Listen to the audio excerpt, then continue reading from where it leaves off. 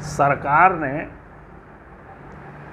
19 मई 2023 को डीमोनेटाइजेशन नोटबंदी पार्ट 2 लागू किया है, लेकिन उसको ये कह रहा सरकार के तरफ से तर्क दिया जा रहा है, उनके फाइनेंस सेक्रेटरी के तरफ से, यह नोट की अदला बदली है।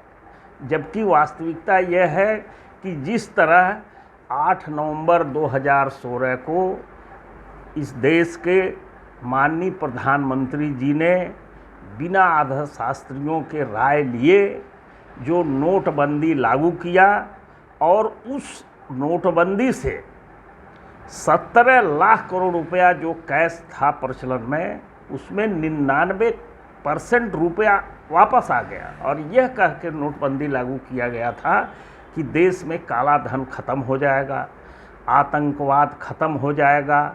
इस तरह लोगों को बरगला करके नोटबंदी लागू किया गया। उसका दुष्परिणाम क्या हुआ कि कम से कम 150 लोग तो लाइन में मर गए थे। उसके बाद इस देश का जो स्मॉल इंडस्ट्री है, एमएसएमई सेक्टर है, वो तबाह हो गया। और विशेषकर जो बम्बई, कलकत्ता, दिल्ली, मद्रास, अहमदाबाद, इन जगहों पर जो भी इंडस्ट्री थे, स्मॉल इंडस्ट्रीज, वो बंद हो गए। कम से कम करोड़ों लोग बेरोजगार हो गए। और वही गलती पुनः माननीय प्रधानमंत्री जी के द्वारा की गई है। वह तो जापान में चले गए, लेकिन उनके सचिव ने जो घोषणा किया है वह पूर्ण रूपेण देश विरोधी है। क्योंकि जो 2000 का नोट आप कहते हैं कि इससे ब्लैक मनी बढ़ रहा है, हम आपसे बतावें कि आज की जो वर्तमान स्थिति है कि 32 लाख करोड़ रुपया सर्कुलेशन में है नोट, और उसमें 2000 का नोट लगभग 7.5 लाख करोड़ रुपया 2000 का, जिसमें सर्कुलेशन में करीब 3 लाख करोड़ रुपया मार्केट में है, 4 लाख करोड़ रुपया बैंकों में वापस आ चुका है। 3 लाख करोड़ रुपए के लिए जो भी वो सिस्टम में मार्केट में है, उसको ब्लैक मनी का रूप दे करके उसके वापसी का एक अभियान उन्होंने शुरू किया है कि सितंबर तक वो सारे पैसे जमा कर दिए जाएं। मैं ये पूछना चाहता हूं कि यह सुझाव उनको किस अर्थशास्त्री ने दिया है, और इससे फिर 4 महीने तक, जिस तरह इसके पहले कई महीनों तक लोग लाइन में लग करके तबाह हुए, उसी तरह पुनः लोग तबाह होंगे। और जब 1000 का नोट उस समय बंद किया गया, तो 2000 का नोट जो लाया गया वो किस तर्क के साथ लाया गया, और 2000 नोट फिर लाया गया तो उसे फिर बंद किया जा रहा है। तो ये कहीं से भी अर्थशास्त्रीय दृष्टि से उचित नहीं है। इस देश के सबसे बड़े जो इस समय वर्तमान में अर्थशास्त्री हैं, प्रोफेसर संतोष मेहरोत्रा, उनका स्पष्ट मानना है, उन्होंने बयान भी दिया है कि यह निर्णय अर्थव्यवस्था को सुधारने के लिए या ब्लैक मनी को लाने के लिए नहीं किया गया है। यह टोटली, उन्होंने कहा है इंग्लिश में, ही आज ए पॉलिटिकल डिसीजन, राजनीतिक निर्णय है। और कर्नाटक हार के बाद माननीय प्रधानमंत्री जी घबरा गए हैं और यह चाहते हैं कि जो विपक्ष की इकोनॉमिक पाइपलाइन है उसे काट दिया जाए।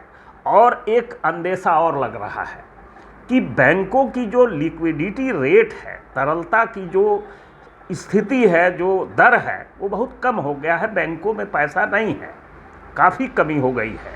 तो यह जब जाएगा बैंकों में तो पैसा हो जाएगा।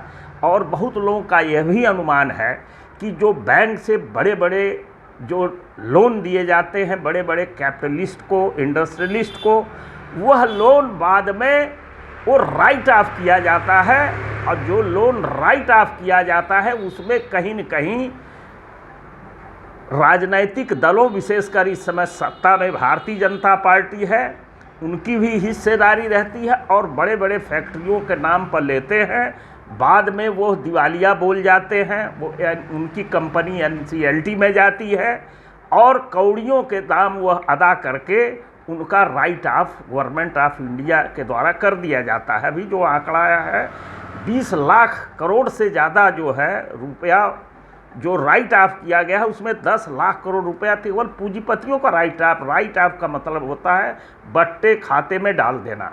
तो इस तरह हमारे देश के अर्थव्यवस्था को पंगु बनाने का यह प्रयास किया गया है, जिसका अधिकांश अर्थशास्त्रियों ने, जो गोदी मीडिया से संबंधित नहीं है, वो विरोध कर रहे हैं। और आम जनता का भी यह मानना है कि यह निर्णय पूर्ण रूपेण गलत है और देश विरोधी है। इससे देश की अर्थव्यवस्था और तबाह और बर्बाद हो जाएगी, क्योंकि आज पूरे दुनिया में सबसे ज़्यादा बेरोजगारी और गरीबी, महंगाई हमारे देश में है, तो और बढ़ेगी। हम मांग करते हैं गवर्नमेंट ऑफ इंडिया से इस पर पुनः एक बार पुनर्विचार किया जाए। जय हिंद, जय भारत।